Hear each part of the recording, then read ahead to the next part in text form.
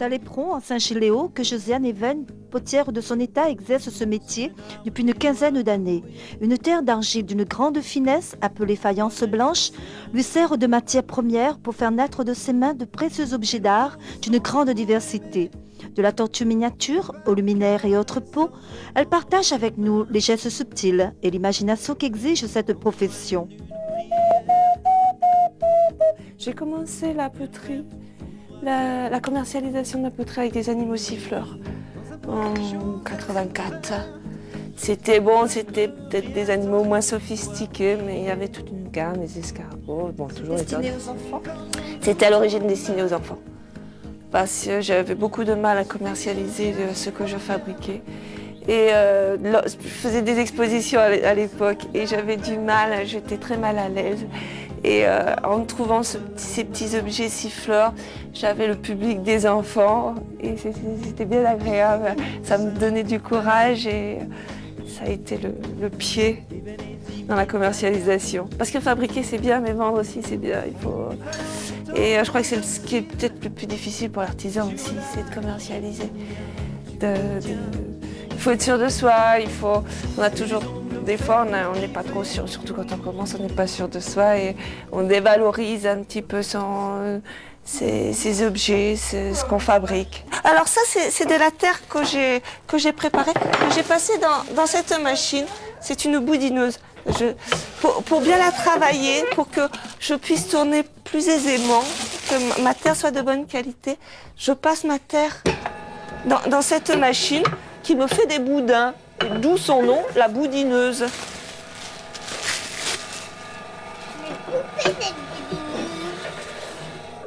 Oui. Et donc,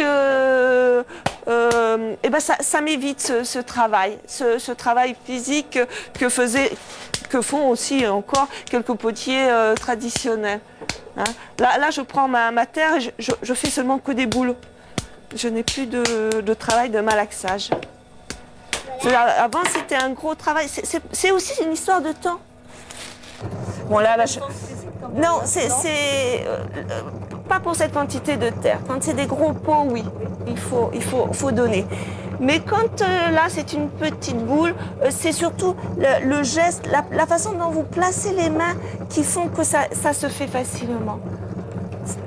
Hein, c'est pas dans la force qu'on l'a, c'est plutôt dans le geste. Ça demande un peu de temps à avoir. Donc le premier temps, c'est bien travailler la terre, la monter, voilà, faire une jolie quille et la descendre. Et si je veux faire des choses petites, à ce moment-là, je ne travaillerai que sur le sommet de ma motte de terre. Si on veut que ça soit haut, à ce moment-là, on rétrécira, on fera une forme. De toute façon, souvent, on part d'une forme cylindrique. On monte. Et là, après, soit on resserre, hein, soit on écarte, suivant ce qu'on veut faire. C'est toujours la même technique, quel que soit... Non, il y a plus... les potiers ont chacun son geste un peu. Il y a très peu de gestes officiels. Moi, j'ai pas eu de maître en tournage, hein. J'ai appris moi-même. C'est vrai? Ici même, à la Réunion. Après une quinzaine d'années de pratique, et ben voilà. On n'a pas besoin de formation forcément pour, ça facilite énormément de choses. Si. Actuellement, bon, je trouve qu'il y a 20 ans, on pouvait peut-être se permettre de se former tout seul, d'avoir le temps. Mais actuellement, moi je conseille aux jeunes de passer par un apprentissage, par une formation, par une école. C'est un gain de temps terrible. C'est plus rapide. Hein? C'est plus rapide. Bon, après, une fois qu'on a les bases, après, rien nous... De toute façon, il y a toujours des choses à découvrir, à rechercher, il y a toujours des choses à s'enrichir, hein, dans son métier.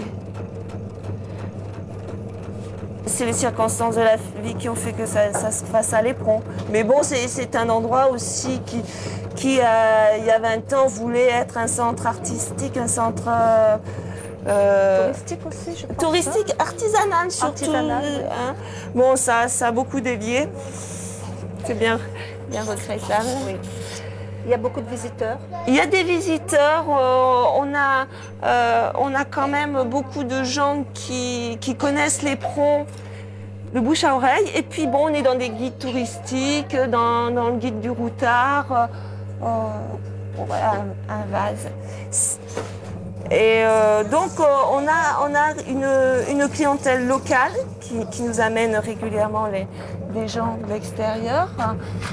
Et on a les clientèles de passage, les touristes, les vrais. Vous êtes une équipe de 3. Oui. Vous travaillez ensemble. Vous faites exactement les mêmes choses ou vous travaillez à la chaîne? On a un peu nos spécialités, mais on est polyvalent aussi. Bon, c'est vrai que dans l'atelier, je suis par exemple la seule à tourner. Madame Ariel, ça serait la spécialiste des dessins des cocotiers. Voilà, je tourne un peu. Voilà. Et comme ça, je peux recommencer. Par exemple, si je veux faire un couvercle, je ne vais pas tourner un couvercle tout seul, je vais tourner mon couvercle comme ça, dans ce sens-là. Et là, il va y avoir un deuxième temps de travail. Bon, on essuie toujours la boue parce qu'on essaye de sortir l'objet le plus propre possible pour pas qu'il y ait trop de travail. Voilà.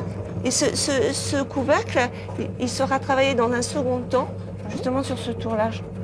Je réserve à ça, dans ce sens-là. Vous pouvez savoir combien d'objets vous faites à peu près par jour si vous restez la journée? Si je tourne, je peux tourner une cinquantaine, une centaine de pièces. Mais quand c'est bien rare que je tourne 100 pièces par jour. Mais j'ai une journée de travail, j'ai une semaine de décoration derrière. Hein, pour une journée de tournage, j'ai facilement 8 jours de travail derrière. Hein, avec les filles, hein. Oui. Je ne conçois pas du tout les autres potiers comme de la concurrence. La concurrence, elle n'est pas là. La concurrence, elle est dans les objets importés.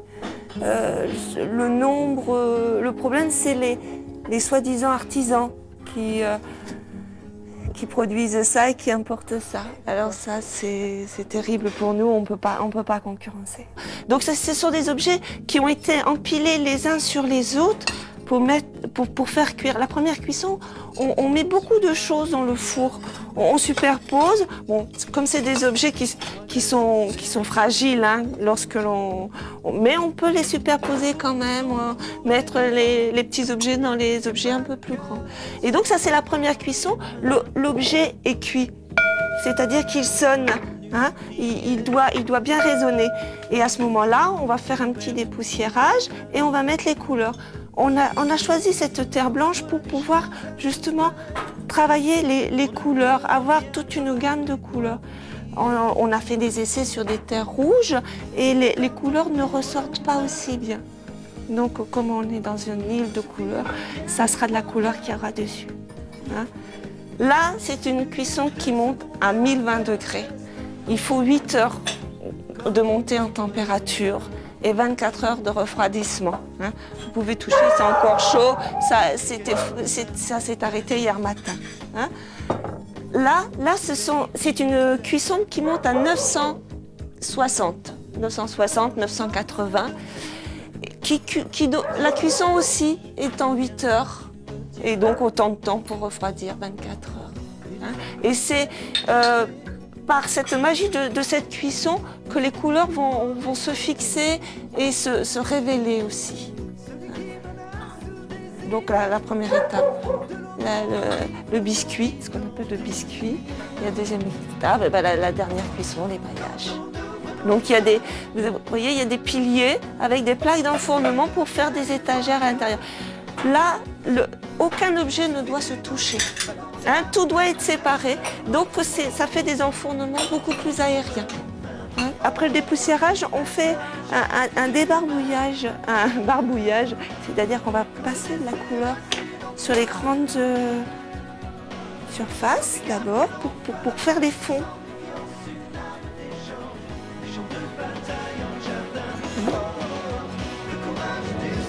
Un peu. Allez, tu me laisses centrer? Allez, tu me laisses centrer, je te laisse faire le reste. D'accord? Y'a qu'un instant d'innocence, un geste